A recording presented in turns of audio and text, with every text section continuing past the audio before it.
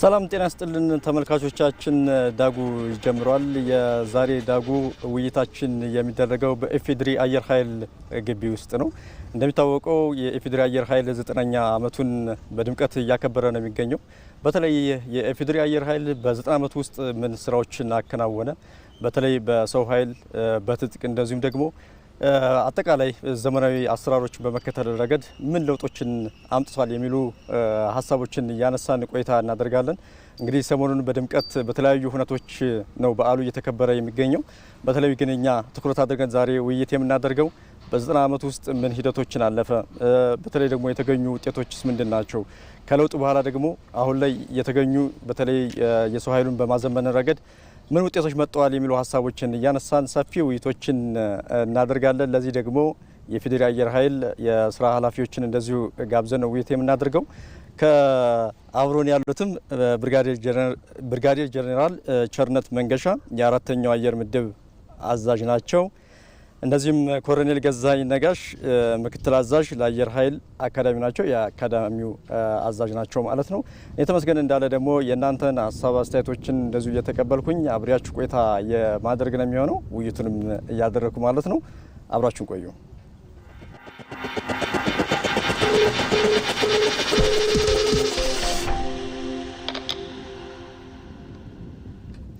እንኳን ደህና መጣችሁ። እንኳን ደህና ቆየን።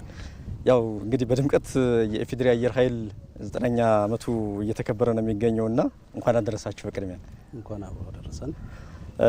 እንግዲህ መቼም 90 ዓመት ስንል ቀላል ጊዜ አይደለም።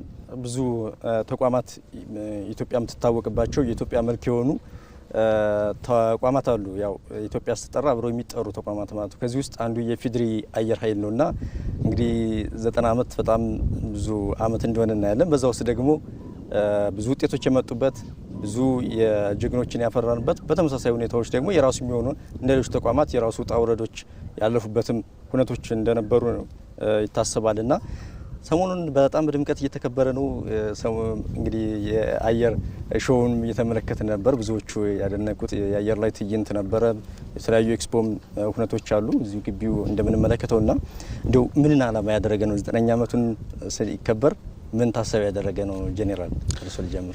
መልካም እንግዲህ እንዳልከው 90 ዓመት በጣም ረጅም ነው፣ አንጋፋ ነው። ይሄ ተቋም ከተመሰረተ 90 ዓመቱን ነው አሁን እያከበረ ያለው። ዓላማው 3 ነው። የመጀመሪያው ወደ ኋላ መለስ ብለን ላለፉት 9-10 ዓመታት አየር ኃይሉ የተጓዘባቸውን ሂደቶች የመዘከር የማስታወስ ነው አንደኛው ዓላማ። ሁለተኛው ዓላማ አሁን ተቋሙ የደረሰበትን ደረጃ ለዓለም ማሳየት ነው። ለወዳጆቻችን፣ ለሕዝባችን አየር ኃይሉ አሁናዊ ቁመናው ምን ይመስላል፣ የማድረግ አቅሙስ ምን ይመስላል፣ ሀገሪቱንስ ከማንኛውም ሁኔታ መከላከል የሚችልበት አቋም ላይ መሆኑን የምናሳይበት ነው። በዛው ገጽ ለገጽ ደግሞ ለጠላቶቻችን መልእክት የምናስተላልፍበት ዓላማ ነው ያለው። አየር ኃይል አሁን የሚቀመስ እንዳልሆነ የዲተረንስ አቅሙ በከፍተኛ ደረጃ የጨመረ መሆኑን ጦርነትን ከርቀት ማስቀረት የሚችል ተቋም መሆኑን አልፎ ተርፎም ደግሞ ትንኮሳ የሚፈጥር አካል ካለም አጭር በሚባል ጊዜ ውስጥ ጦርነትን ማሸነፍ የሚችል መሆኑን ለማሳየት ነው ሁለተኛው ነጥብ። ሶስተኛው ነጥብ ለሚቀጥለው ለምናስበው 2022 በኢትዮጵያ አቆጣጠር በፈረንጆቹ 2030 ደግሞ መሰረት የምንጥልበት ጉዟችንን የምናቀናበት ለዛ ደግሞ የምንደረደርበት መሆኑን ለማሳየት ነው አላማው። ስለዚህ መነሻ ላይም እንደጠቀስከው ኩነቱ በተለያዩ ሁኔታዎች እየተከበረ ነው ያለው። አፍሪካውያን ወንድሞቻችንን ከሌሎች ዓለማትም የሚገኙ ወዳጆቻችንን ጠርተን ነው እያከበርን ያለ ነው። ስንጀምረውም ፊውቸር አፍሪካን ፎረም 2026 በሚል ፎረም አድርገን ነው የገባ ነው። ቀጣይ የአፍሪካን አየር ኃይል የኢትዮጵያንም አየር ኃይል ጨምረን በጋራ የምናድግበትን ሁኔታ የምንፈጥርበትን ፎረም አካሂደናል። ፊውቸር አፍሪካን ኤር ፎርስ ፎረም 2026 በሚል ማለት ነው። ያንን ተከትሎም ደግሞ ኤክስፖም አዘጋጅተናል። ኤክስፖችን የሀገራችን የአቪዬሽን ኢንዱስትሪ የደረሰበትን ለማሳየት እግረ መንገድም አፍሪካውያን ወንድሞቻችን ሌሎች ታላላቅ ሀገራትም የኢትዮጵያን አየር ኃይል የእድገት ደረጃ የተገነዘቡ ምርቶቻቸውን አምጥተው እንዲያሳዩ ለማድረግ ያለመ የኛም የመከላከያ ኢንዱስትሪዎች የአቪዬሽን ኢንዱስትሪዎች ሲቪልም ሚሊተሪዎቹም በአቪዬሽን ላይ የሚሰሩ የደረስንበትን ደረጃ የምናሳይበት ኤክስፖ አድርገናል። ከዛ በተረፈም የድሮን ትርኢት ምሽት ላይ አርብ ምሽት ላይ አድርገናል።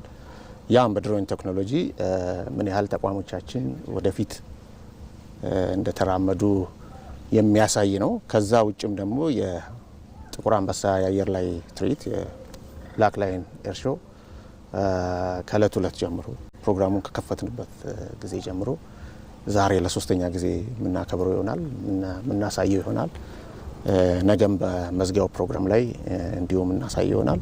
ቀጣይ ሌሎች ፕሮግራሞችም ይኖሩናል። ተማሪዎች እናስመርቃለን።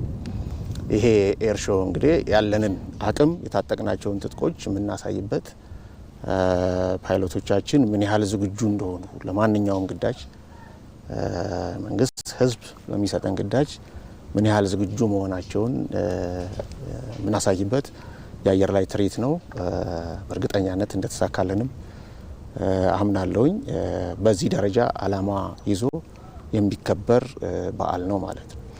በጣም በድምቀት በመከበሩ ያው በተለይ በሀገር ውስጥም ብቻ ሳይሆን የመላው አፍሪካን እንደዚሁ ህብረት የጋራ አንድነትን በማጠናከር ረገድ ሀሳቦች ያሉት ነው። በእርግጥ ወደኋላ መለስ ብለን የፌዴሪ አየር ኃይል ለአፍሪካ ሰላም የራሱን አስተዋጽኦ እንዳደረገ ይታወቃል። በሰላም ማስከበርም ረገድ በሌሎችም በማስተማሩም ረገድ ብዙ ጥረቶችን ሲያደርግ የነበረ ነውና እሱን መለስ ብዬ ትንሽ እናየዋለን። ግን በተለይ እርስዎም የአካዳሚም አዛዥ ስለሆኑ ማለት ነው በዚህ ዘርፍ ብዙ ወጣቶችም በተለይ ይህን ትርኢቱን ሲመለከቱ የአየር ኃይል ዘመናዊነትና እድገትና በተለይ ዘመኑን የዋጁ አሰራሮችን ሲከተል ብዙዎቹን በዘርፉ ያሉ ወጣቶችን ሊስብ እንደሚችል ይታወቃልና እሱም በማድረግ ረገድ በመሳብ ረገድና የራሱን ገጽታም እንደዚሁ በመቅረጽ ረገድ ምን አስተዋጽኦ ነበረው ማለት እንችላለን ይህ ሁነት?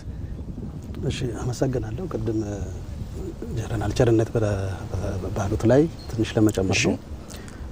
አላማውን በተለይ እዚህ የ9ኛ ዓመት በዓልን አላማ በደንብ በሰፊው አብራርቷል ጀነራል ቸርነት።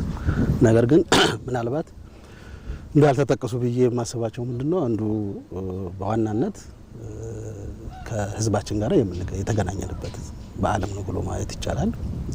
አየር ኃይሉ ለዚህ ባለፉት 90 ዓመታት በትውልድ ቅብብሎች ለሀገር ነጻነትና ለሀገር አንድነት ከፍተኛ ስራ ሲሰራ ቆይቷል። አንተም ቀደም እንዳልከው ብዙ ጀግኖች አብራሪዎች የኢትዮጵያን አየር እንዳይደፈር አድርገዋል። የኢትዮጵያን ሉዓላዊነት አስከብረዋል። ይሄ በተለያየ አውደ ውጊያ በኋላ ላይ ምናልባት ልናነሳው እንችል ይሆናል። ይሄንን ያደረገ ተቋም ህዝቡ በሚገባው ልክም እያወቁ አልነበረም። ስለዚህ ከህዝቡ ጋራ በዋናነት አንድ ላይ ይሄን በዓል ማክበር ነበረብን። ብዙዎቹን ቅድም ጀነራል ብሎታል። ግን ለምሳሌ መጀመሪያ ስንጀምር የታላቁ ሩጫ ብለን ከአካባቢው ማህበረሰብ ጋራ የ10 ኪሎ ሜትር ሩጫን አንድ ላይ አድርገን ነበረ። አንዱና ሌላው ከህዝባችን ያገናኘን ይሄ ነው። ሌሎቹ እዚህ እንደምታየው በዚህ በኤክስፖም በአየር ትርኢቱም ማህበረሰባችን እየመጣ ከኛ ጎን ሆኖ በዓላችንን እያከበረልን እያደመቀልን ነው ያለው። ስለዚህ ይሄንን እንደ አንድ ሁነት መውሰድ ይቻላል ነው። ሌላው ከዚሁ ከዓላማው ጋር ተይዞ አንተም ቅድም እንዳልከው የአፍሪካ ወንድም ሀገራት መጥተው አንድ ላይ የተሰባሰቡበት መሰባሰብ ብቻም ሳይሆን ደግሞ ኢትዮጵያን ደረጃ የኢትዮጵያን አቅም የኢትዮጵያን አጠቃላይ ሁኔታ ልማቷን ደህንነቷን መስጠበቅ የሚችል አየር ኃይል እንዳለን ለነሱ የሚያሳየንበት ማሳየት ብቻም ሳይሆን ከፍተኛ አብሮ የማደግ አብሮ የመስራት ፍላጎት ያሳዩበት አጋጣሚም ነው ብሎ ማየት ይቻላል። ወደ አነሳው ጥያቄ ስመለስ እንግዲህ አየር ኃይል በትውልድ ቅብብሎች ነው ዛሬ ላይ የደረሰው። የትውልድ ቅብብሎች ውጤት ነው። ምናልባት ከመጀመሪያው የአየር ኃይል አዛዥ ጀምሮ እስካሁን ያሉት አዛዦቻችንም ይሁኑ ሌሎች ፓይለቶቻችን ጀግኖች ፓይለቶቻችን በትውልድ ቅብብሎች መሀል እዚህ የደረሱ አገርን ያጸኑ የኢትዮጵያን አየር ያላስደፈሩ ጀግኖች የፈለቁበት ተቋም ነው እና ሁልጊዜ ትላንትናን በዘከርን ቁጥር ትላንትናን ባስታወስን ቁጥር ጀግኖቻችንን ባስታወስን ቁጥር ሌሎች ጀግኖችን በየቀኑ በየሰዓቱ የምንፈጥርበት አጋጣሚ ይሰጠናል። ስለዚህ ይሄ ሁነት በዚህ ደረጃ መከበሩ ምናልባትም በኢትዮጵያ የመጀመሪያው ሊባል ይችላል። ምናልባት 88ኛው ላይ አክብረናል በአየር ትርኢት። በእንደዚህ በተሟላ ሁኔታ ግን ከማህበረሰቡ ጋር ተገናኝተን ከወንድም የአፍሪካ ሀገሮችም ጋር ተገናኝተን በተለያዩ ሁነቶች ስናከብር ይሄ የመጀመሪያው ነው የሚሆነው። በዚህ ደረጃ ተዘጋጅቶ አያውቅም። ስለዚህ ይሄ ትልቅ አቅም ይሆናል። ነገ ተቋሙን የሚቀላቀሉ ነገ ተቋሙን መቀላቀል ብቻ አይደለም፣ ተቋሙን ተቀላቅለው የጀግንነት ስራ የሚሰሩ አብራሪዎችን፣ ቴክኒሻኖችን መፍጠር የሚያስችል ብዙዎችን የሚስብ አቅም ነው ብዬ ማለት እችላለሁ። እዚህ አካባቢ እንግዲህ ቅድም ስናነሳም እንደነበረው የኢፌዴሪ አየር ኃይል በሀገር ውስጥ እንግዲህ በተለይ የሀገሩን የአየር ላይ ክልሉን ከማስጠበቅ ባሻገር ለወንድም ሀገራት ወይም ደግሞ ለጎረቤት ሀገራትም ለቀጠናውም እንደዚሁም አልፎ ደግሞ ለመላው አፍሪካ ያው ኢትዮጵያ በብዙ ዘርፎችም ለአፍሪካ ምሳሌ በመሆን የአፍሪካ ነጻነታቸውን እንዲያገኙ ሰዎቹ ማለት ነው የራሷን ውጤት የሰራችበት ሁኔታ እናያለን። የአየር ኃይልም በብዙ ዘርፎች እንደዚሁ የአፍሪካ ሀገራትን በመደገፍ እንደዚሁም በትምህርት በብዙ ነገሮችም ኃላፊነቱን ሲወጣ ቆይቷል እና አሁን ላይ በተለይ እንደዚህ ከፍ ብሎ የአፍሪካ ሀገራትንም እንደዚሁ ጠርቶ አብሮ ለመስራትም እንደዚህ አይነት ሁነቶችን ማድረጉ ምንን ያስተምራል? በተለይ እንግዲህ አሁን ምንድነው ይሄ ተቋም በጣም አንጋፋ ነው። 90 ዓመት ቀላል አይደለም። በእርግጥ በእነኚህ 90 ዓመታት ብዙ ውጣ ወረዶችን ያለፈ ነው። በተለይ ደግሞ አፍሪካውያን በቅኝ ግዛት ስር በሚማቀቁበት በእነኛ አስከፊ ጊዜያቶች ኢትዮጵያ ራሷን ችላ ምንም አይነት ቅኝ አገዛዝ ሳይኖራት የራሷን ተቋማት ገንብታ የምትኖር ሀገር ነው የነበረችው። ስለዚህ በፈረንጆቹ አቆጣጠር በ1960ዎቹ ጀምሮ ነው አፍሪካውያን ከቅኝ ግዛት ነፃ መውጣት የጀመሩት። በፈረንጆቹ 1960ዎቹ በእኛ 1952 ጀምሮ ማለት ነው። ስለዚህ ይሄ አየር ኃይል በእኛ 1928 የመጀመሪያውን ኢትዮጵያዊ አየር ኃይል አዛዥ 1928 ህዳር 20 በደብዳቤ ሾማለች። ይሄ እንግዲህ ወደ ፈረንጅ ስንቀይረው 1934 35 አካባቢ ነው። ይሄ እንግዲህ አፍሪካውያን የት ናቸው የሚለውን ማየት ይቻላል። በእርግጥ አውሮፕላን ያስገባ ነው በ1922 ነው የኢትዮጵያውያን አቆጣጠር። ስለዚህ ከዛ ጊዜ ጀምሮ የአቪዬሽን እውቀቱ አለን ማለት ነው። ስለዚህ ወደ ጥያቄ ስመጣ 1960ዎቹ በፈረንጅ እነኛ ሀገራት ነፃ ከወጡ በኋላ በቅኝ ግዛት ስር በነበሩበት ሰዓት የራሳቸውን አገር በበቂ ሁኔታ መመስረት ስላልቻሉ ፈንክሽናል የሆኑ ኢንስቲትዩሽኖች መፍጠር ባለመቻላቸው ኢትዮጵያ በሁሉም ዘርፍ ታግዝ ነበር እነኛ ሀገሮች። አንዳንዶቹም ነፃ እንዲወጡ እገዛም ታደርግ ነበር። ለምሳሌ በቀደምም ክብርት ሲገለጽ እንደነበረው የማንዴላን ያሰለጠነች ሀገር ናት። ሌሎች አፍሪካ ሀገራት ነፃ እንዲወጡ፣ ደቡብ አፍሪካ ነፃ እንድትወጣ። ከዛ በኋላም እንግዲህ ወደ አየር ኃይል ደግሞ ጠበብ ስናደርገው የኢትዮጵያ አየር ኃይል የታንዛኒያን አየር ኃይል ኤርስፔስ ይጠብቅ ነበር። ኮንጎ ዘምቷል። ከዛ በኋላም ደግሞ ዳርፉር ዘምቷል። ብዙ አፍሪካ ሀገሮች ላይ ሄዶ ለሰላም ሰርቷል፣ መስዋዕትነት ከፍሏል። ስለዚህ ይሄ ተቋም አንጋፋ ነው። ዛሬ ይህንን የ90 ዓመት ስናከብር እነኝን ሁሉ አፍሪካውያን ስንጠራ ከመጀመሪያውም ሰብሳቢ መሆናችንን፣ ከመጀመሪያውም መስራች መሆናችንን፣ ከመጀመሪያውም አቃፊ መሆናችንን፣ ከመጀመሪያውም ከራሳችን አልፈን ለሌሎች ነጻነት በህይወት መስዋዕትነት የከፈልን መሆናችንን የምናሳይበት የምናረጋግጥበት ነው። እነሱም እንዳየው በበዓሉ ላይ ከበርካታ የአፍሪካ ሀገሮች የአየር ኃይል አዛዦች፣ ኤታማዦር ሹሞች፣ አምባሳደሮች የተገኙበት ነው። እነሱም የተቀበሉት ነው። የኢትዮጵያን አየር ኃይል አንጋፋነት የተቀበሉት ነው። ምናልባት በኋላ ኮሎኔል ገዛኸኝ በስልጠና ይመጣል ከምን ያህል ሀገሮች አብረን ተቀብለን እንዳሰለጠንን እኔና ኮሎኔል ገዛኸኝ የፕራይመሪ ፍላይት ትሬኒንግ ስኩል ላይ የመጀመሪያ ደረጃ አስተማሪ ሆነን ስናገለግል ከበርካታ ሀገሮች የመጡ ወጣቶችን አብረን አስተምረን፣ ይሄ እንግዲህ በዘመናት እየተገነባ የመጣ ተቋም ስለሆነ እንደ ራሳቸው ተቋም የማየት የመቁጠር አስተሳሰብ አላቸው። ከዛም አልፎ ተርፎ ደግሞ በዘመናት የገነባነውን ልምድ ከዛ ላይ የመጠቀም ከዛ ልምድ የመውሰድ ፍላጎትም አላቸው። ከዛ በላይም ደግሞ እንደሚታወቀው ንጉሱ የፓን አፍሪካኒዝም አቀንቃኝ የነበሩት፣ ስለዚህ የአፍሪካን አንድነት ድርጅት ከመሰረቱት አገሮች አንዷ ኢትዮጵያ ናት። መቀመጫውንም እኛ ጋር ያደረግንበት ዋናው በምንም መልኩ ቅኝ ያልተገዛን ሀገር በመሆናችን። ስለዚህ የነኚህ ሁሉ ድምር እነኚህን የአፍሪካ ሀገራት ወንድሞቻችንን ለኢትዮጵያ የሚሰጧትን ግምት ከፍ እንዲል ያደርገዋል። ስለዚህ እነኚህ ነገሮች ነው እንግዲህ ተዳምረው ላለፉት 3 ቀናቶች ከኛ ሳይለዩ ባደረግናቸው ኩነቶች ላይ በሙሉ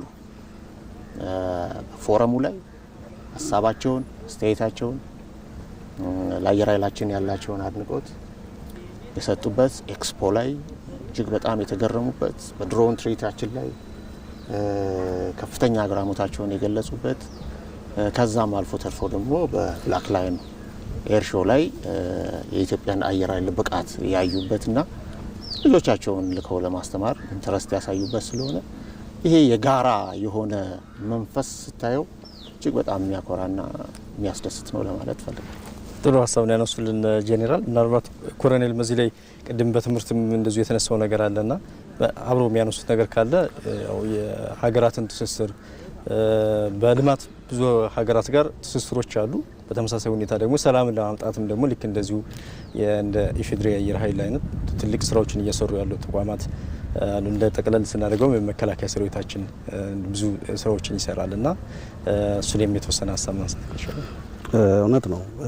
እንደ ሀገር ያው ቅድም እንደተባለው ከፍተኛ ስራዎች እየተሰሩ ነው። በተለይ የአፍሪካ ሀገራትን ጎረቤት ሀገሮቻችንን በተለይ በቀጠናው ያሉትን ሰብሰብ አድርገን አንድ ላይ በጋራ የምንሰራበትን አጋጣሚ የሚፈጥሩ ብዙ ሁኔታዎች ይኖራሉ። የአየር ኃይል ግን ለየት ይላል። የአየር ኃይል ለየት የሚለው ምንድነው? አንደኛ ለረጅም ጊዜ ቅድም ሲባል እንደነበረው የኢትዮጵያ አየር ኃይል ከራሱ ኤር ስፔስ አልፎ የሌሎች ጎረቤት ሀገራትንም ኤር ስፔስ የጠበቀ ለነጻነታቸው በሚታገሉበት ጊዜ ከጎን የቆመ ተቋም ነው። ቅድም ጀነራል ቸርነት ጠቅሷቸዋል። ኮንጎን መጥቀስ ይቻላል። አብዬ፣ ዳርፉር፣ እዚህ ሶማሊያ የአየር ኃይል አሻራ ያላረፈበት የለም። በተለይ ነጻነታቸውን እንዲጎናጸፉ ሰላማቸውን እንዲያገኙ። ከዛ በተጨማሪ ደግሞ በተለይ ከስልጠና ጋር ተያይዞ አየር ኃይል ብዙ አየር ኃይሎችን አቋቁሟል ማለት ይችላል። እኔ በድፍረት ማቋቋም ምናልባት አውሮፕላን ገዝቶ ትጥቅ ገዝቶ መስጠት ላይሆን ይችላል። ግን በዋናነት አንድ አየር ኃይል የሰው ኃይሉ ስለሆነ የሰው ኃይሉን በማሰልጠን በራሪዎችን በማሰልጠን ቴክኒሻኖችን በማሰልጠን ለቀጠናው ሀገራት በተለይ ለጎረቤቶቻችን ከፍተኛ ስራ ሲሰራ ቆይቷል። አሁንም እየሰራ ነው ወጣት ማለት። ስለዚህ እንደው ለመጥቀስ ያህል ቅድም ጀነራል ቸርነት ብሏል። በእኛ እድሜ እንኳን እኛ እንኳን ያስተማርናቸው ብዙዎች እንዳሉ ሆኖ አሁንም የሚማሩ አሉ።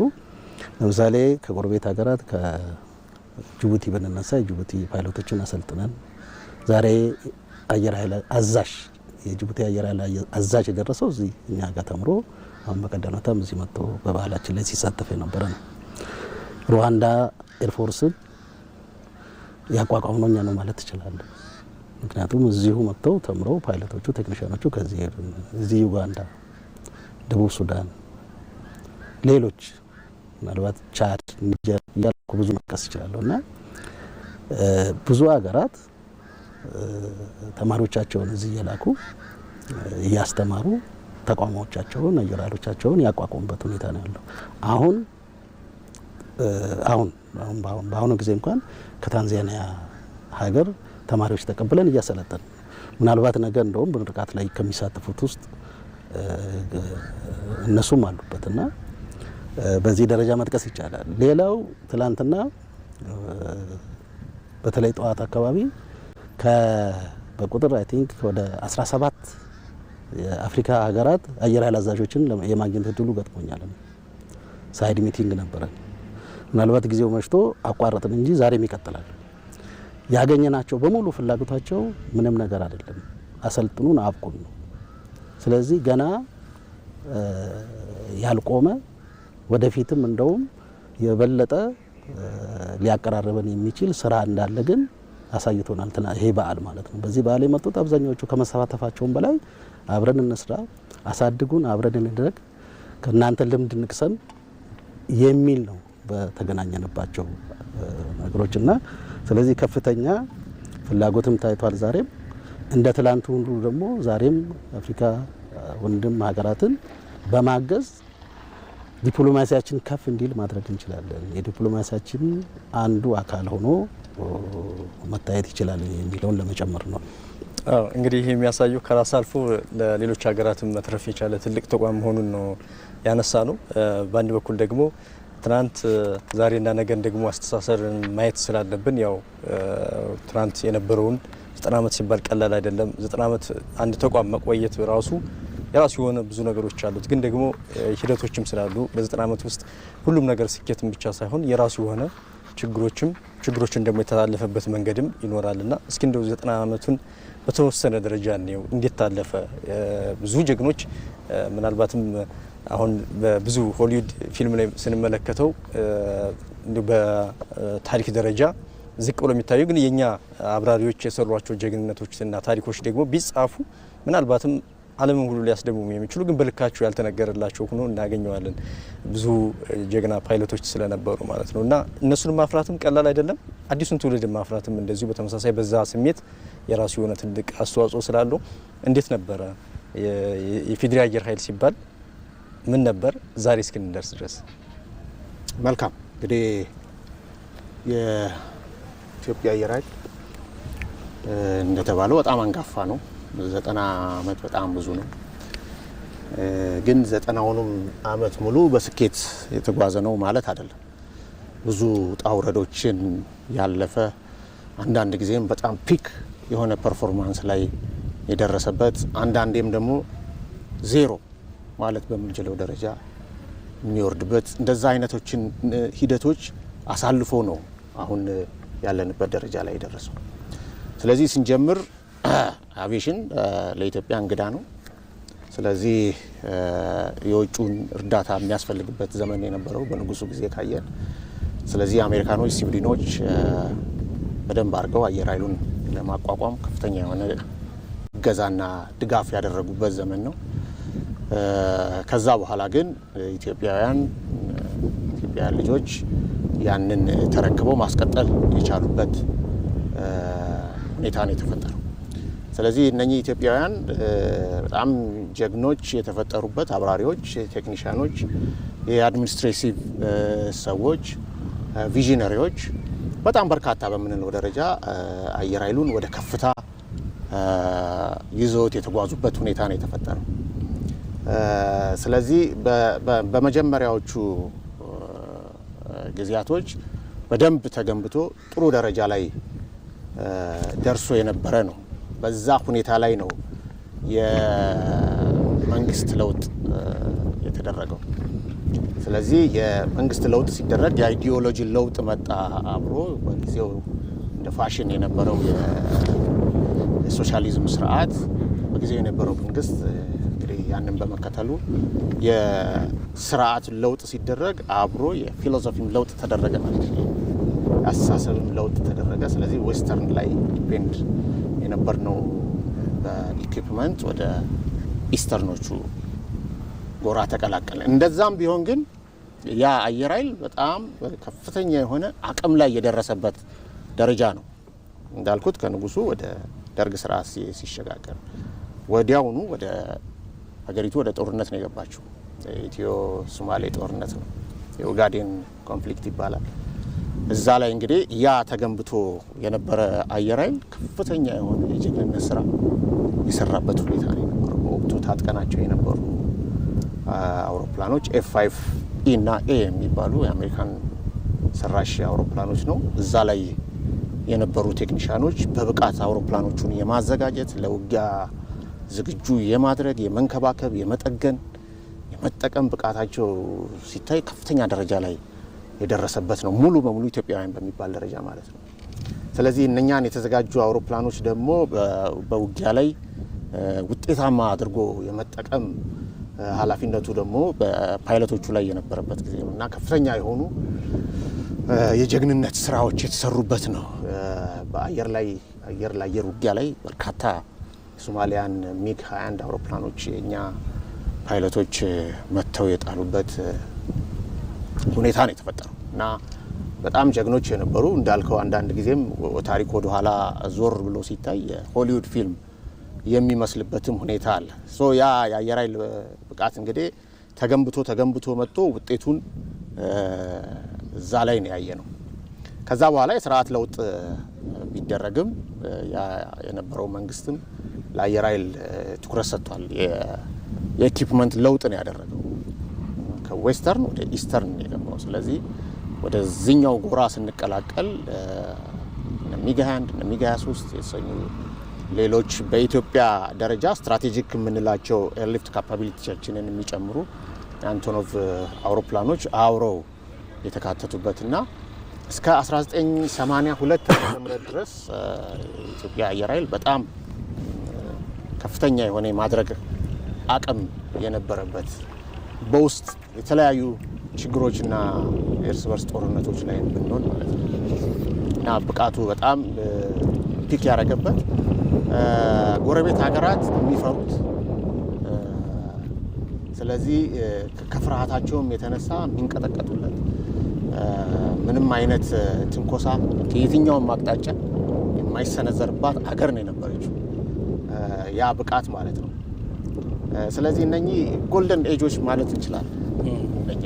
ከዛ በኋላ ከ1983 በኋላ በዋነኛነት የዶክትሪን መዛነፍ አጋጥሞናል። የዶክትሪን መዛነፍ ነው ብለው ያን የምልበት ምክንያት ሰራዊቱን እንዳጠቃላይ ያስተምሩ ሰራዊቱን እና አየር ኃይልን ልንገነባበት ያሰብነው አስተምሮ ወይም ዶክትሪን ተዛነፈ። ምን ማለት ነው? የአንድ ፖለቲካ ስርዓት ጠባቂ ለማድረግ ተሞከረ። ስለዚህ የሰራዊት ግንባታችን ዶክመንት የሚያሳየው ቀዩ መጽሐፋችን የሰራዊት ግንባታ አላማው አንድና አንድ ነው ይላል። የስርዓቱ ዘብ መሆን ነው ይላል። አለፍ ይልና ደግሞ ምን ይላል? አብዮታዊ ዲሞክራሲ ከሌለ የኛ ምንላት ሀገር አትኖርም ይላል። ቀዩ መጽሐፍ እንግዲህ የሰራዊት ግንባታ መጽሐፍ ነው። በትክክል ቀዩ መጽሐፍ ማለት የሰራዊት ግንባታ ዶክትሪንን አቅጣጫ የሚያስቀምጥ መጽሐፍ ነው። ስለዚህ ዶክትሪን መዛነፍ ስለገጠመን የፓርቲ ሰራዊት ነበር ስንገነባ የነበረው ማለት ነው። ይሄ ደግሞ በፓርቲው ፊሎሶፊ ወይም አስተሳሰብ ይመራል ማለት ነው። እንደዛ ሲሆን ምንን ላክ ያደርጋል? ምንን ያጎላል? ዘመን ተሻጋሪ የሆነ ተቋም መገንባት ይከብዳል። ዘመን ተሻጋሪ የሆነ ተቋም ልትገነባ ከሆነ ፕሪንሲፕልስ ነው የምትገነባው፣ ኢንስቲትዩሽንስ ነው የምትገነባው። ስለዚህ ያንን ማድረግ ባለመቻላችን ከ1983 ዓመተ ምህረት ጀምሮ አየር ኃይሉ ተበተነ። ከዛ በኋላም ብዙ እንቅስቃሴም አልነበረው። እንቅስቃሴዎች የጀመሩት ተገደን ነው። የኢትዮ ኤርትራ ጦርነት ሊጀመር አካባቢ ከዛ በፊት በፕራይመሪና ቤዚክ ጀት ኳሊፊኬሽን ምንላቸው የማሰልጠኛ አውሮፕላኖች ላይ የተወሰነ እንቅስቃሴዎች መጀመር ጀምረው ነበር። ግን እንዳልኩ በተዋጊ ሌቭል ደረጃ ሀገሪቷን ሊጠብቅ በሚችል ተዋጊ ስኳድሮኖች ደረጃ ግን በሙሉ ሲዝ አድርጓል። ስለዚህ 1992 በእኛ ወይም 1998 በፈረንጆች ከኤርትራ ጋር ወደ ጦርነት ገባ። ይሄ ገፊ ሁኔታ ወይም ይሄ አስገዳጅ ሁኔታ ሲፈጠር ነው እንግዲህ ሱዋ 7ም የተገዛው በዛ ጊዜ። የዚህ ዶክትሪን መዛነፍ አየር ኃይሉን በጣም የማውረድ ስሜት ውስጥ ገባ። ከዛ አገር ህልውና ላይ ስደርስ ደግሞ አገር መጠበቅ አለብን ተብሎ ደግሞ በጣም ስቴት ኦፍ ዘ አርት የሆነ አውሮፕላን መግዛት ቻል። ያንን አውሮፕላን ከገዛን በኋላ ያንን ጦርነት ተወጣን፣ አሸነፍ። ሚግ 29ንም ማስነሳ ነው። ሚግ 23ንም ሚግ 21ንም ከወደቁበት ቦታ እየተጎተቱ መጥተው ተነሱ። ተባረው የነበሩ ቴክኒሻኖች፣ ፓይለቶች ድጋሚ ጥሪ እየተደረገላቸው ገቡ። ከዛ በኋላ ከፍተኛ የሆነ እንቅስቃሴ ተደረገና እንዲያንሰራራ ለማድረግ ተሞከረ። እንግዲህ ያ ታሪክ የኔና የኮሎኔል ገዛኸኝ ታሪክም እዛ ውስጥ እንዲካተት ነው በዛ ሰዓት እንትን ያደረገ። አሁን ካንሰራራ በኋላ ያንን ጦርነት ካሸነፍን በኋላ አገር ካጸናን በኋላ እንደገና ደግሞ ተረሳ። ለምን? የዶክትሪን መዛነፍ ስላለው ማለት ነው። የዶክትሪን መዛነፍ ስላለው ተመልሶ እንደገና ወደ ታች ማሽቆልቆል ጀመረ። በጣም በሚገርም ሁኔታ ለውጥ ሲመጣ በ2010 መጨረሻ ላይ ይሄ ተቋም የሚበር አውሮፕላን ሄሊኮፕተር አልነበረው። ይህን ስል በድፍረት ነው፣ ምክንያቱም የነበረ ሰው ሁሉ መመስከር ስለሚችል። በሄሊኮፕተርም ካየነው አንድ ሄሊኮፕተር ነበረች የምትበር የነበረ። ሌላው በስፔር እጥረት በተለያየ ምክንያት፣ በዋነኛነት ደግሞ በሰራዊት ግንባታ አስተሳሰብ ወይም ዶክትሪን አቅጣጫ መሳት ምክንያት ለአየር ኃይል ትኩረት ባለመስጠት መንግስትም መከላከያም እንደ መከላከያ ተቋሙንም ይመሩ የነበሩ አዛዦች በበቂ ሁኔታ ትኩረት ባለመስጠታቸው ባልኩ ደረጃ ዜሮ በሚባል ደረጃ ወርዶ ነበር። መጣለኝ በተለይ አሁን ከለውጡ በኋላ የመጡ ስራዎች እናነሳል። ምናልባት ኮሎኔል የሳቸውም እንደዚሁ እይታ ይኖራል በዚሁ ላይ። እንግዲህ በተለይ ይህን ስናነሳ ትናንት ምን ላይ ነበር፣ መሀል ምን ገጠመን፣ ዛሬስ የት ጋር ነን፣ ነገ ደግሞ ምን ጋር እንደርሳለን የሚለውን ለማንሳት ነው። ያው ምክንያቱም ከብዙ ነገሮች አሁን ጄኔራል የሚያነሱልን በጣም ትልቅ ደረጃ ላይ ደረስንበት። ቅድምን ምናልባትም ብዙ ያደጉ ሀገራትም በዚህ ደረጃ ያሳኩታል።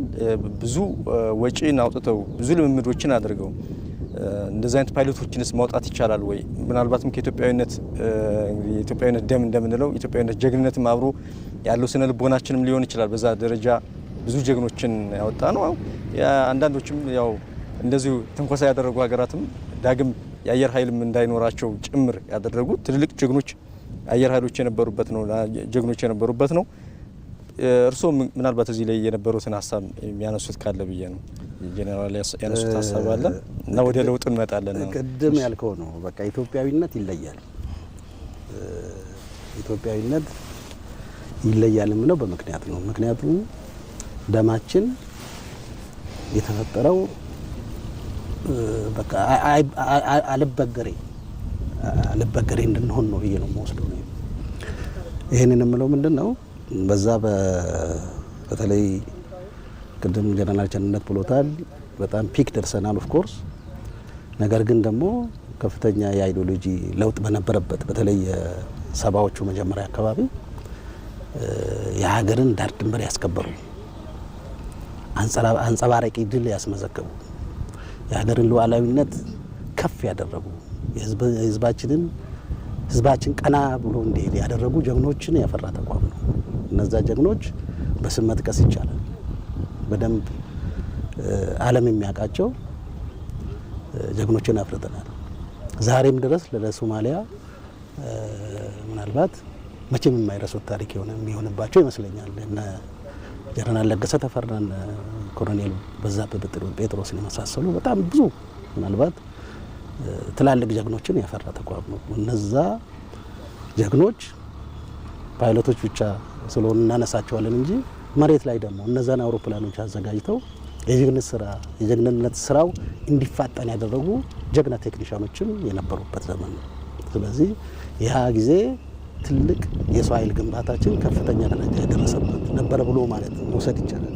በኋላ በመሀል ምንድነው ቅድም ጀነራል ቸርነት አንስቶታል የገጠመን በዋናነት የሰው ኃይል ግንባታችን መዛነፍ ገጠመው። የሰው ኃይል ግንባታችንን ምን አዛነፈው? ቅድም እንደተባለው ነው ስትራቴጂካሊ ሰራዊት እንዴት ይገነባል የሚለው ነገር ነው። ስትራቴጂካሊ ሰራዊቱ የሚገነባው ለአብዮታዊ ዲሞክራሲ ጥበቃ ከሆነ እዛ ላይ ፌል ያደርጋል።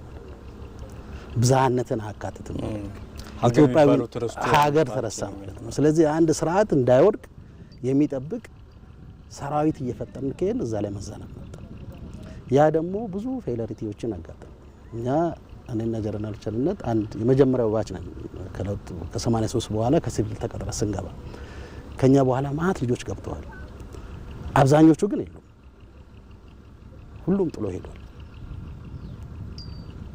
ሁሉም ጥሎ ሄዶ የሰው ኃይል እጥረታችን ከፍተኛ ደረጃ በአስተሳሰብም በአቅምም የወረደ ተቋም ያዝን ማለት ነው። ትጥቅም እንደዛው ምናልባት በኢትዮ ኤርትራ ጦርነት ወቅት የነበረው አስገዳጅ ሁኔታ ያንን ቅድም የተነሳውን ትጥቅ እንድንታጠቅ አደረገን እንጂ ከዛ በኋላ ጦርነቱ ካለቀ በኋላ ትጥቅም ብዙም አላስጨነቀንም።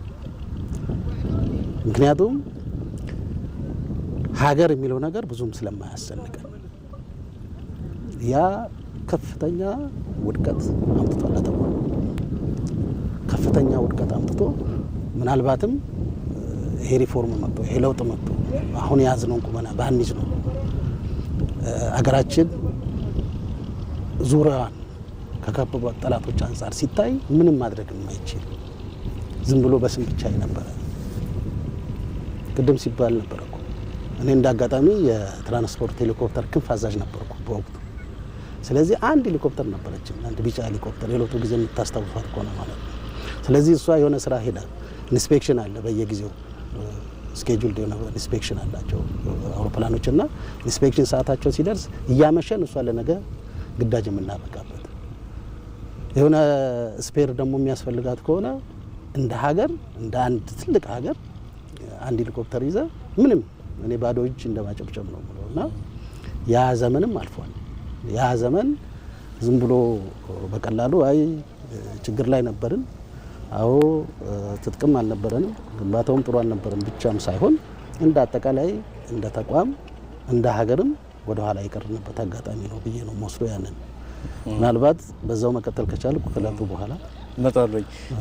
ያው እንግዲህ የነበርንበትን ሁኔታ አሁን አየር ኃይል እዚህ ጋር ደርሷል ብለን ስናስበው ምን ነበረ?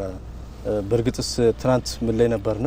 መሀል ላይ ምን ገጠመን የሚለውን በደንብ ማየት ስለሚያስፈልግ ነው። ቅድም እንዳሉን አንዳንዱ ነገር ምናልባትም ትልቅ ተቋም ሀገርን የሚያስጠራና ኢትዮጵያ ስትባል አብሮ ፊት ለፊት ከሚመጡ ጥቂት ተቋም አንደኛው የኢፌዴሪ አየር ኃይል ነውና መሀል ለምን ገጥሞት ነበር የሚለው በዚህ ደረጃ ራሱ ብዙ ሰው ላይገነዘቡ ይችል ነበር። አሁን በእንዲህ መልኩ ለውጦች መጥተዋል ተብሎ ሲታሰብ ምን ላይ ነበር የሚለውን ማንሳታችን መልካም ነው። በተለይ ደግሞ የኢፌዴሪ ጠቅላይ ሚኒስትር እና የጦር ኃይሎች ጠቅላይ አዛዥ አብይ አህመድ ወደ ስልጣን ከመጡ በኋላ በአንድ በኩል ቅድም ሲያነሱልን እንደነበረው የቀዩን መጽሐፍ በተለይ የሰራዊት ግንባታ መጽሐፍ የነበረውን ሀገራዊ መልክ እንዲኖረው አንዱ ትልቁ አስተምሮትን የተቀየረበት ሁኔታ ነው ያለው።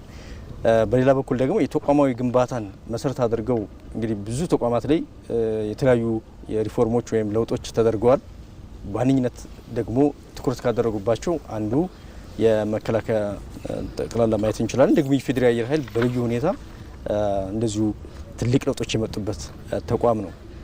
እንደ ተቋም ስንመለከተው አንድም በአመራር ደረጃም በተለይ ለውጦች እንደዚሁ በእንዲህ መልኩ እንዲመጣ ከማድረግ አንጻር የሰው ኃይልም በእንዲህ መልኩ ከማፍራት አንጻር ብዙ ስራዎች የተሰሩበት ነውና ከዛ በኋላስ እንደው ምን ለውጦች መጡ የሚለውን እናንሳ ደግሞ እስካሁን።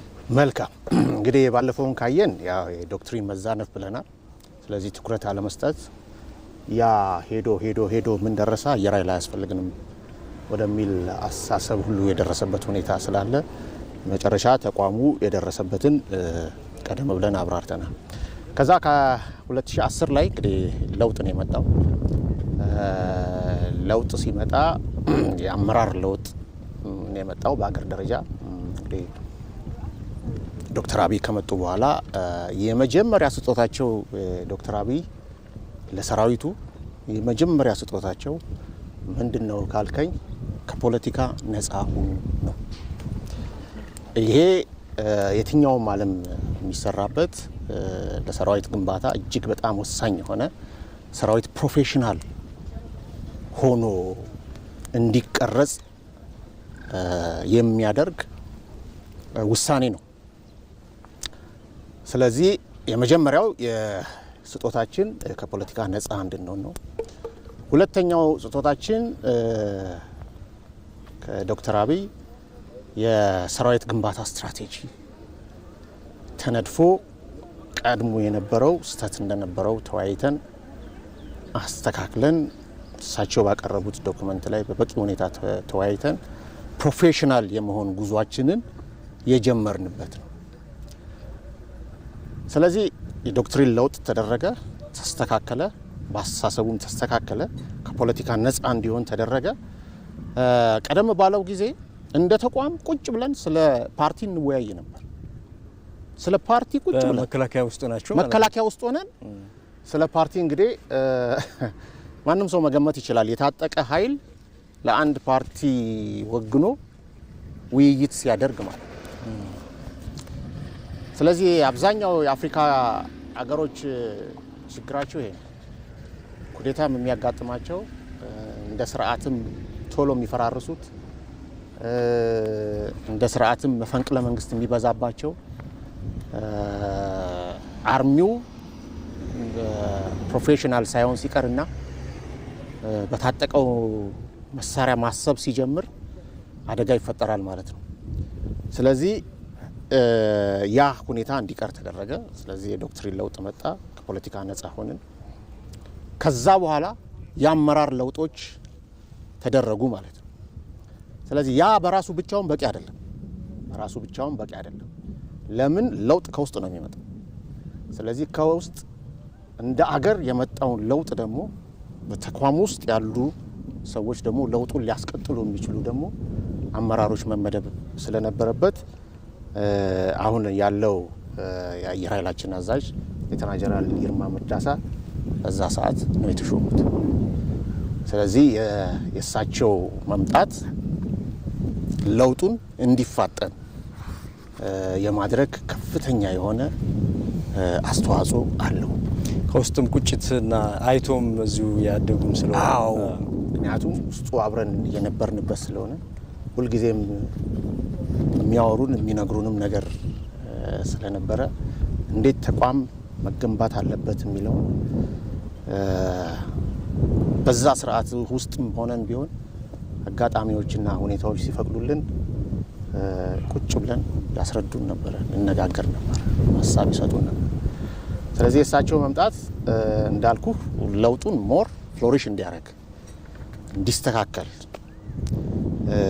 አደረገው። ከመንግስት ትኩረት ተሰጠው፣ በበጀትም ትኩረት ተሰጠው፣ በአስተሳሰብም ትኩረት ተሰጠው፣ በአቅጣጫም ትኩረት ተሰጠው። የሰራዊት ግንባታ በተለይ የአየር ኃይል ግንባታ ምን አይነት አቅጣጫ መያዝ አለበት የሚለው ትኩረት ተሰጠው። ከስርም ከውስጥም በአመራር ተደገፈ።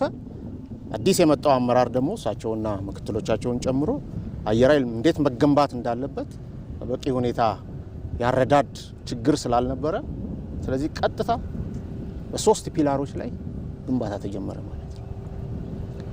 መጀመሪያው በሰው ኃይል ግንባታ፣ ሁለተኛው በትጥቅ፣ ሶስተኛው በመሰረተ ልማት፣ አራተኛው ለተጨማሪ የምንይዘው የስራ ቦታን ምቹ የማድረግ የማስዋብ የማስተካከል። ግቢው በጣም አምሮበታል። አዎ እንደምታየው ነው። ግቢያችን ውጡ አይልም። ስለዚህ በእነኚህ ሶስት ዋና ዋና ፒላሮች አራተኛውን ጨምሬዋለሁ፣ ወሳኝም ስለሆነ አራተኛው።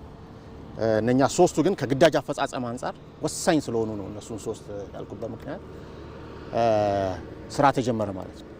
ስለዚህ የመጀመሪያው የሰራዊት ግንባታችን ሂደት ላይ የሰው ኃይል ግንባታ ሂደቱ ከአካዳሚው ነው የተጀመረው። ምናልባት ኮሎኔል ገዛኸኝ በኋላ እድሉን ሲያገኝ ሞር ሊያብራራው ይችላል። አካዳሚውን አፍርሶ እንደ አዲስ የመገንባት ወታደራዊ ዲሲፕሊን የማነጽ ፕሮፌሽናሊዝም ስንል ሶስት ነገሮችን ማካተት አለበት አንድ ሰራዊት። የመጀመሪያው አስተሳሰቡ ነው። እንደ ሀገር መከላከያ ሰራዊት እንደ ኢትዮጵያ ሀገር መከላከያ ሰራዊት ሊኖሩት የሚገቡ ባህሪያቶች ይኖራሉ። እነኛ ባህሪያቶች ምንድናቸው? አንደኛ ከየትኛውም አይነት የፖለቲካ አስተሳሰብና የፖለቲካ ድርጅት ወገንተኝነት ነፃ መሆን አለበት። ቅድም እንዳልኩት ነው። ከዚህ መላቀቅ ካልቻለ አገር መጠበቅ አይችልም። አገር ማሻገር አይችልም። ለምን? የታጠቀ ኃይል ነው። በጠመንጃው ማሰብ ይጀምራል ማለት ነው። ስለዚህ በዚህ አጋጣሚ ለውጡ እንደመጣ ሰሞን የተቸገርነው ይሄ ነው። በኋላም የሰሜኑ ጦርነት አንዱ ፋክተር ይሄ ነው። እኛው ጋር የነበሩ ሰዎች ሄደው የወጉን በዛ የፖለቲካ አስተሳሰብ ውስጥ ታንጸው የተገነቡ ስለነበረ ነው። በተሳሳተ ዶክትሪን የተገነቡ ስለነበረ ነው። ስለዚህ አንደኛው ፕሮፌሽናሊዝም የሚቆመው እዚህ ላይ ነው። ከፖለቲካ አስተሳሰብ ነፃ መሆን፣ እዛው ላይ እንዳለ ደግሞ ከየትኛውም የብሔር ወገንተኝነት፣ ከየትኛውም የሃይማኖት ወገንተኝነት ነፃ መሆን አለበት።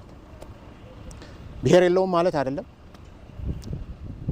ሃይማኖት የለውም ማለት አይደለም። ሰራዊት እያንዳንዱ የራሱ የሆነ ብሔር አለው፣ የራሱ የሆነ ሃይማኖት አለው።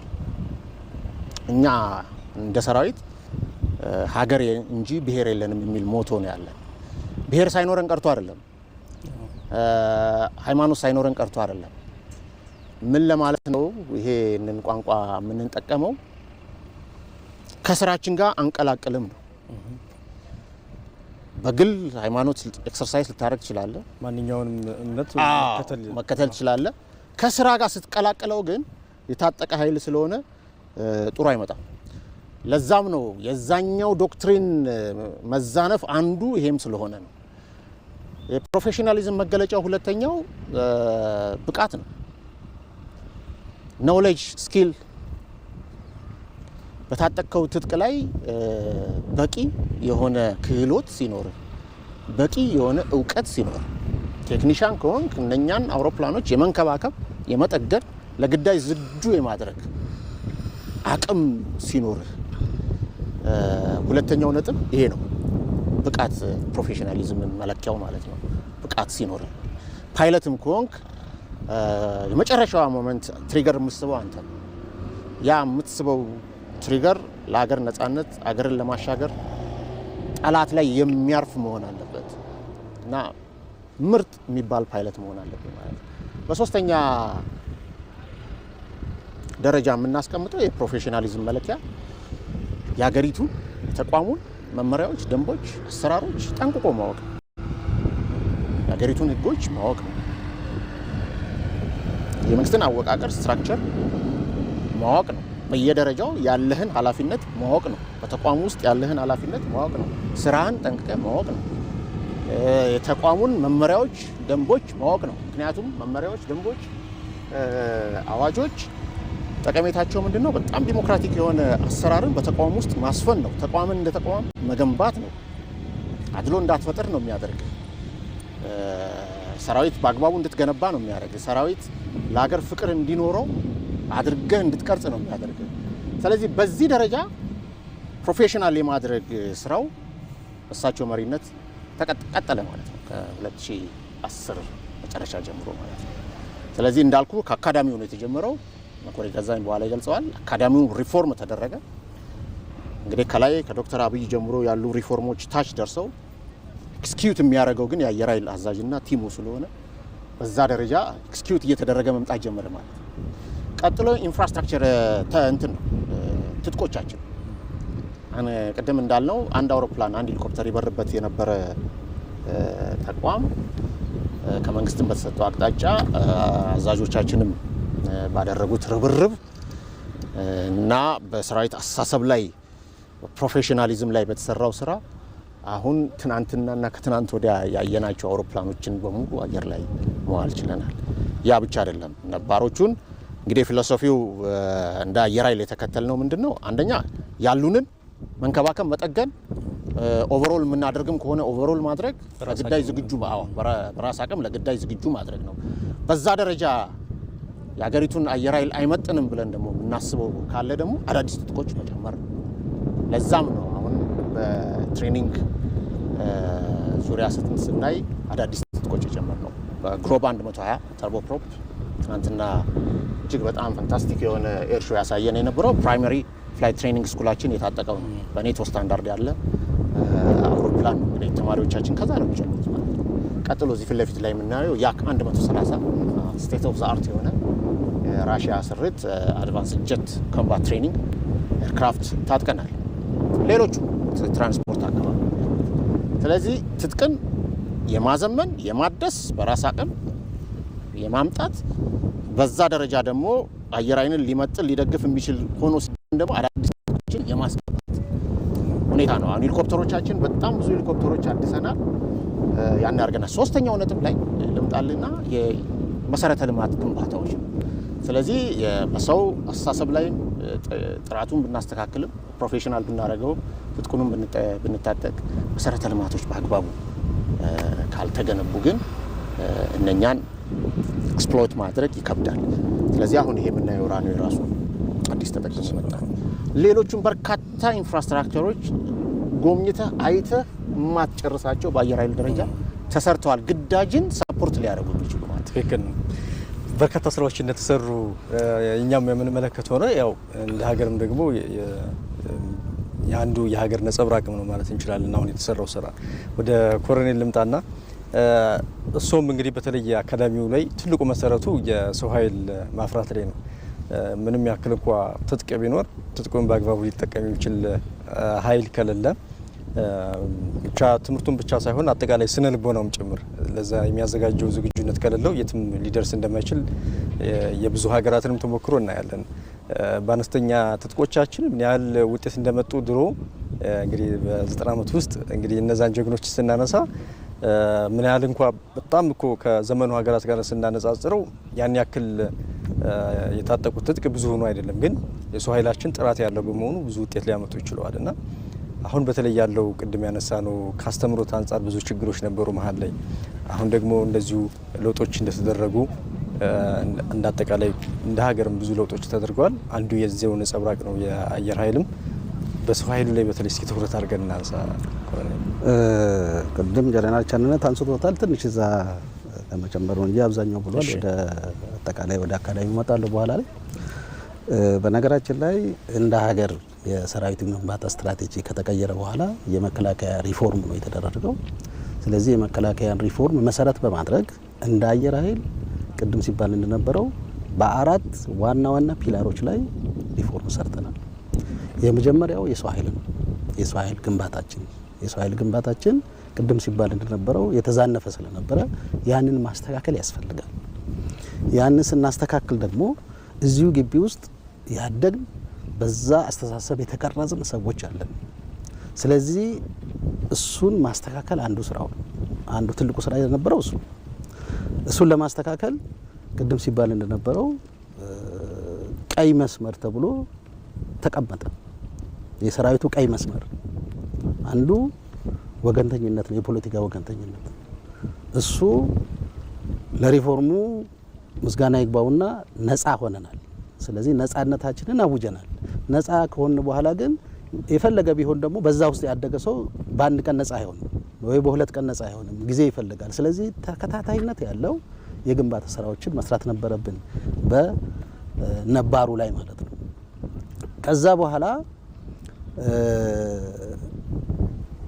እንግዲህ ቅድም ሲባል የነበረው ወገንተኝነቱ በፖለቲካ ብቻ አይደለም።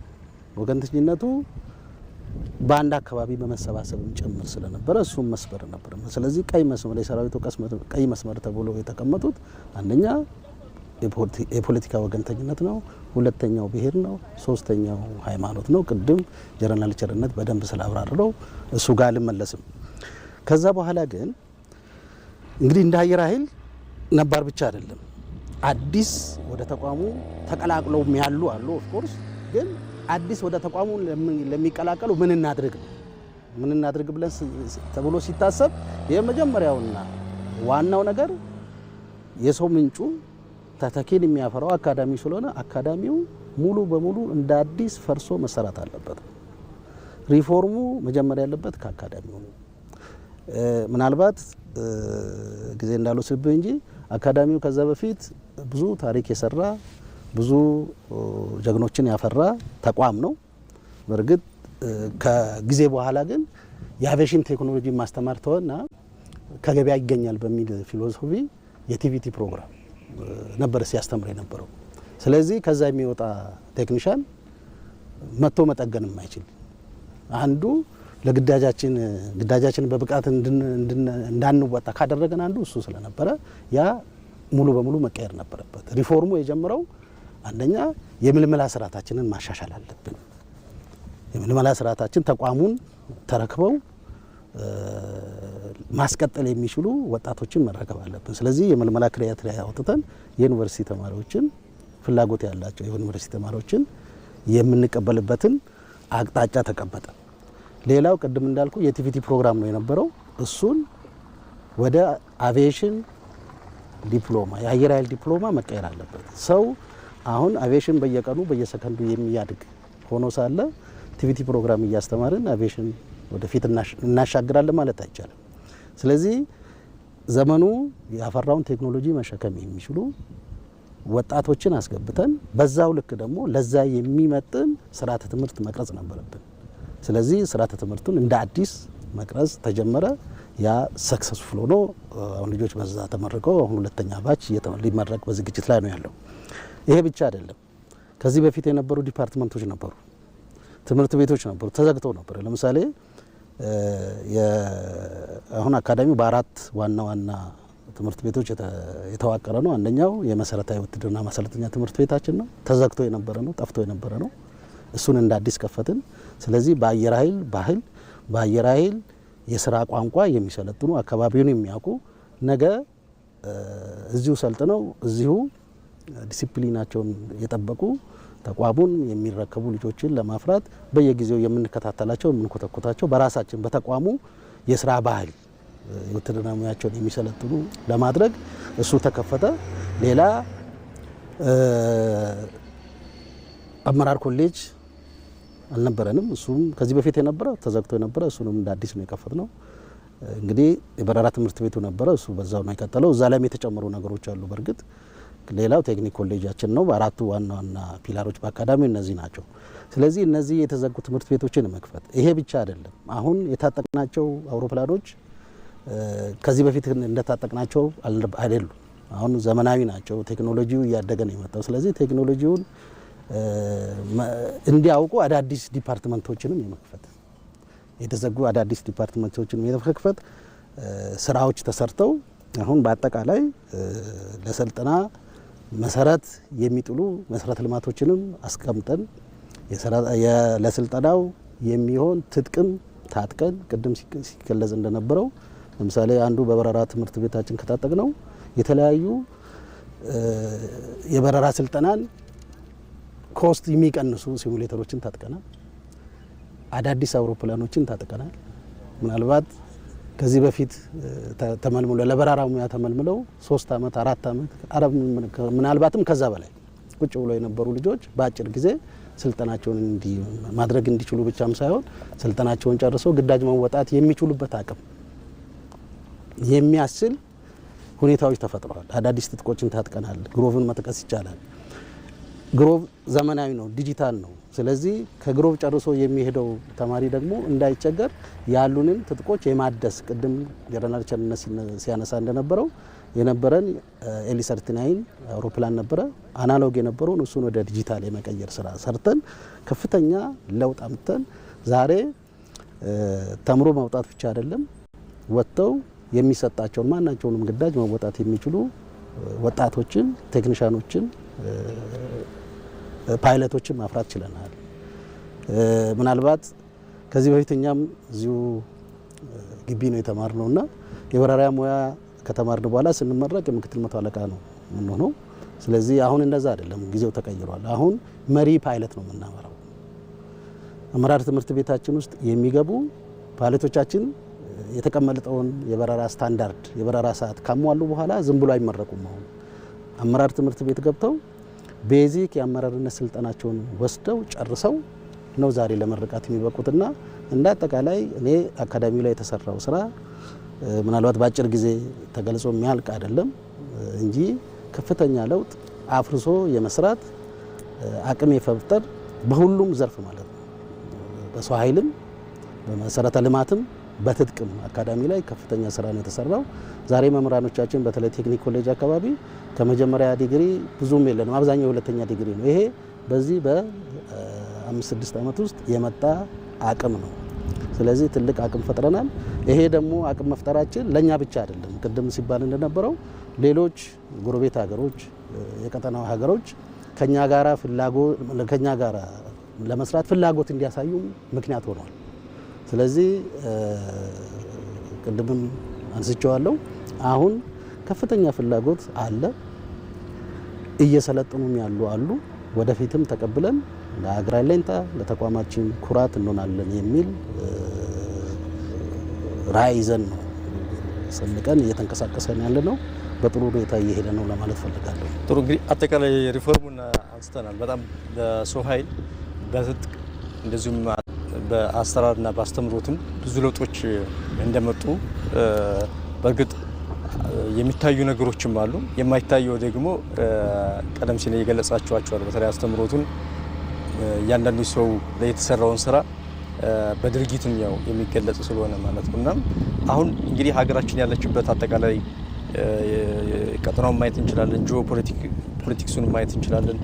ብዙ ሁነቶች መላው ዓለምን የምንመለከተው ብዙ ለውጦች በየሁኔታዎች አሉና ኢትዮጵያ በዚህ ውስጥ ሆና በዚህ ቀጠና ውስጥ ሆና በእርግጥ አሁን ደግሞ የኢፌዴሪ አየር ኃይል እያፈራቸው ያሉ የሰው ኃይሎች ትጥቆች ዘመኑን በመዋጀት ረገድ እና የማድረግ አቅሙን ምን ላይ ደርሷል ማለት እንችላለን? ጄኔራል መልካም እንግዲህ ከመጀመሪያ ጀምሮ በደንብ እያወራ ነው የመጣ ነው ጉዳይ ነው። አሁን አየር ኃይላችን በጣም በጥሩ አቋም ላይ ይገኛል። እንዳልከው ዙሪያችን በጣም ያልተረጋጋ ሁኔታ ነው ያለው። ጂኦፖለቲክሱን የምታየው በዛው ልክ በጣም ቮላታይል የሆነ በጣም ዳይናሚክ የሆነ በጣም ተለዋዋጭ የሆነ ሁኔታ ነው ያለው። ይህንን ተከትሎ መንግስት እንደ መንግስት የሚሰራቸው የዲፕሎማሲ ስራዎች ሊኖሩ ይችላሉ። ሌሎች ነገሮችም ሊኖሩ ይችላሉ። እኛ እንደ አየር ኃይል ደግሞ ቅድም እንዳልኩ ከፖለቲካ ነፃ መሆናችን ስራችንን ፕሮፌሽናል ሆነን እንድንሰራ ይጠቅመናል እንጂ ፖለቲካ አናቅም ማለት አይደለም። እንደው ዝም ብሎ ምንም ፖለቲካ የማይገባን ጭራሽ የማይመለከተንም አድርገንም አንወስደውም። ስለዚህ እንደ አመራር እንደ አየር ኃይል አመራር ሊከሰቱ የሚችሉ ሁኔታዎችን አስቀድሞ ተንብዮ አይቶ ተገንዝቦ ራስን ለዛ ዝግጁ ማድረግ ያስፈልጋል። ካልሆነ ግን አሁን ዝም ብሎ ለሾው አይደለም እኛ አየር ኃይል የምንገነባው። ትናንትና ከትናንት ወዲያ ያሳየናቸው የአየር ላይ ትርኢቶች የሚገለባበጡ አውሮፕላኖችን ሰዎችን ስለሚያስደስቱ ያሳየናቸው አይደለም። ነገ መንግስታችን ለሚሰጠን ግዳጅ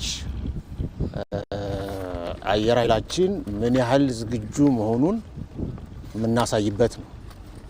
እነኛ መገለባበጦች፣ ውጣ ውረዶች፣ ከፍታዎች፣ መውረዶች ለውጊያ ለኮምባት የሚጠቅሙ ማኖቨሮችን ለጠላት ያሳየንበት ኤርሾ ነው። ስለዚህ ካለው ከባባዊ ሁኔታና ካለው የጂኦፖለቲክስ ሁኔታ ተነስተን ምን ሊፈጠር ይችላል የሚለውን መተንበይ መገመት፣ ለዛ ደግሞ አስቀድሞ ዝግጅት ማድረግ ተገቢ ነው የሚሆነው። ስለዚህ በማንኛውም ሰዓት አት ኤኒ ታይም መንግስት ለሚሰጠን ግዳጅ ዝግጁ ሆነን መገኘት ስለሚገባን አየር ኃይላችንን በዛ ደረጃ ዝግጁ አድርገናል። አሁን 19 በኢትዮጵያ አቆጣጠር 1991 ወይም 1998 ወይም 2008 አይደለም ያለው። አሁን እጃችን ረጅም ነው። ብዙ ቦታ መድረስ እንችላለን። ብዙ ነገር ማድረግ እንችላለን። ብዙ ነገር መቀየር እንችላለን። ዛሬ እንደ ትናንቱ ደካሞች አይደለም። ዛሬ ጠንካሮች ነን። የዛሬ አየር ኃይላችን ዲተር ማድረግ ብቻ አይደለም። ጦርነትን በርቀት ማስቀረት ብቻ አይደለም። የሚያስበን ካለ ማለት ነው። የሚያስበን ካለ በጣም አጭር በሚባል ጊዜ ውስጥ ውጊያን ማጠናቀቅ የሚችልበት ቁመና ላይ ነው የሚገኘው። ዛሬ እንደ 1992 እና 91 ምን ተኩሶ ቦምብ ማኑዋል አይደለም። ዛሬ ወደ ፕሪሲሽን ገብተናል። ፒን ፖይንት ፕሪሲሽን ውስጥ ገብተናል። በጣም አኪሬት የሆኑ ተተኳሾች ታጥቀናል። ስለዚህ የማድረግ አቅማችን በጣም ጨምሯል። ከምን ጊዜውም በላይ በጣም ጨምሯል። በማንኛውም ሰዓት መንግስት እንደ መንግስት ባሰበበትና መሆን አለበት ባለው ሰዓት ለሚሰጠን ግዳጅ አየር ኃይላችን ከበቂ በላይ ዝግጁ ነው። በመሀልም ትንኮሳ የሚያስብ አካል ካለም ያንን የማስታገስ አቅማችን በጣም ከፍተኛ ነው። አሁን ለማሳየት የቻልነው የተዋጊ ስኳድሮኖቻችንን አቅም ነው። የትሬኒንግ ስኳድሮኖቻችንን አቅም ነው። በዛው ልክ ፓራራል ቅድም ባነሳናቸው ፒላሮች የአየር መከላከል አቅማችን በጣም ጨምሯል። ስለዚህ ይሄ የአየር የመከላከል አቅማችን አብሮ ከአየር አውሮፕላኖቻችን ጋር ሲደመር አገሪቷን የመጠበቅ ብቻ ሳይሆን አልፈን እጃችንን አስረዝመን አገራችንን ብሔራዊ ጥቅም ለማስከበር የምንችልበት አቋም ላይ ነው የምንገኘው። ዛሬ 1983 ላይ አይደለንም በኢትዮጵያ አቆጣጠር ወይም 1991 ላይ አይደለንም።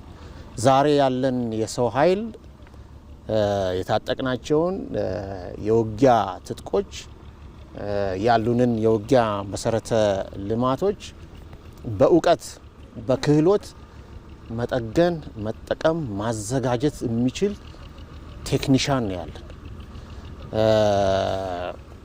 አስተዳደራዊ ሁኔታውን መምራት የሚችል የአስተዳደር መዋቅር ነው ያለን።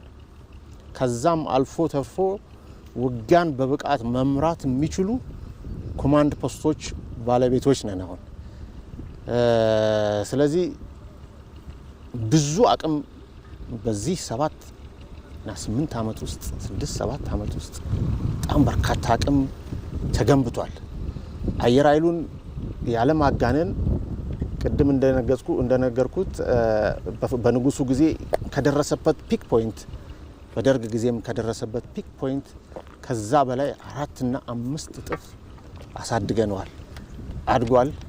ይሄ ለመንግስት ምስጋና ይገባዋል። ይሄ ለአየር ኃይል አዛዦች አዛዥና ስታፉ ምስጋና ይገባዋል። በዚህ ደረጃ አየር ኃይላችን ብቃት ያለው መሆኑን ወዳጆቻችንም ጠላቶቻችንም ህዝባችንም ሊገነዘብ ይፈልጋል።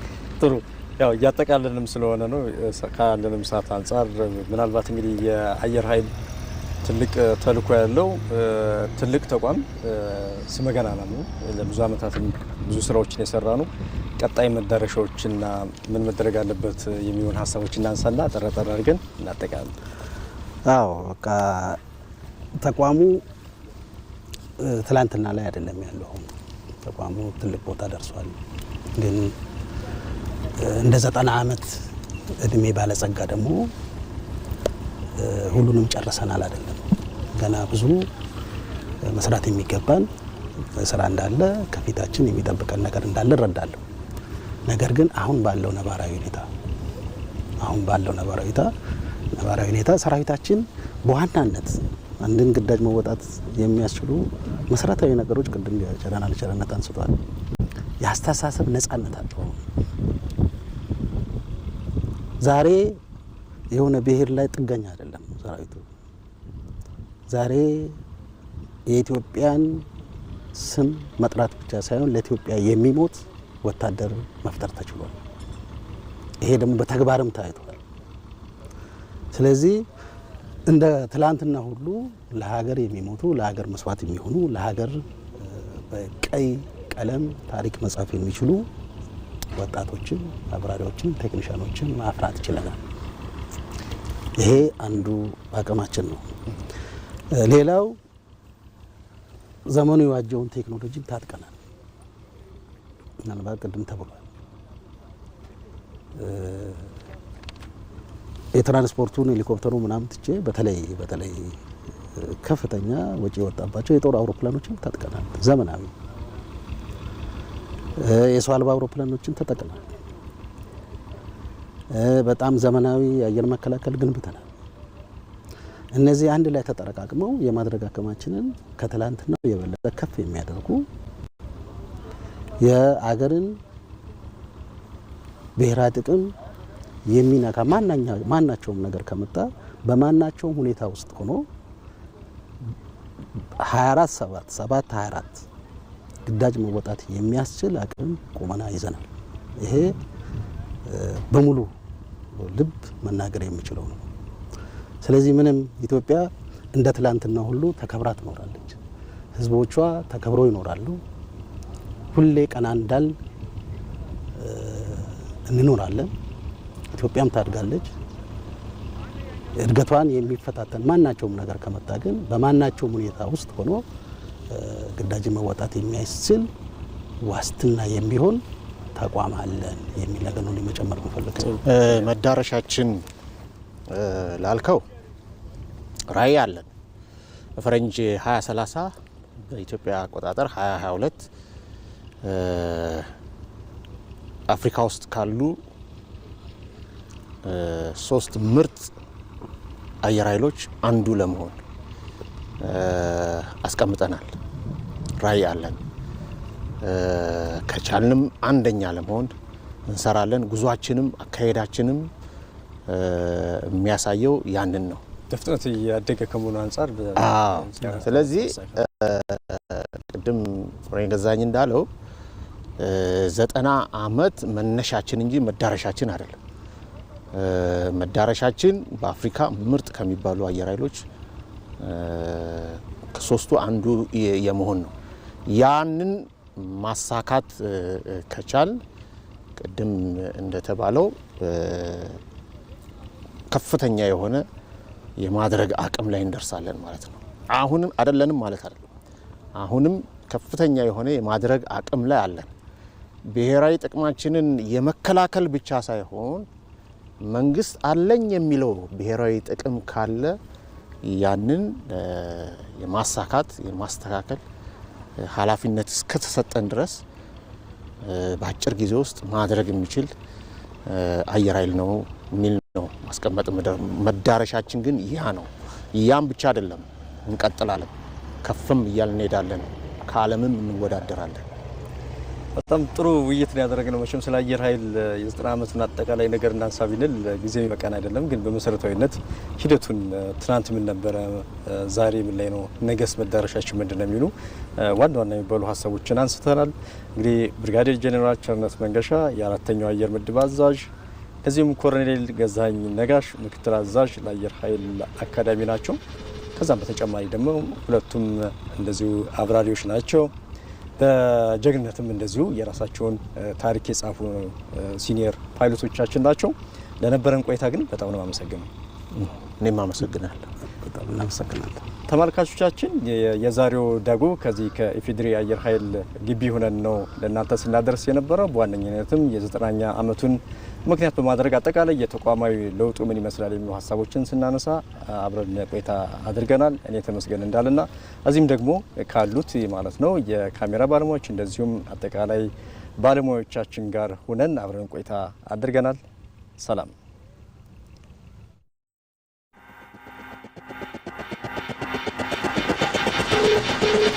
Thank you.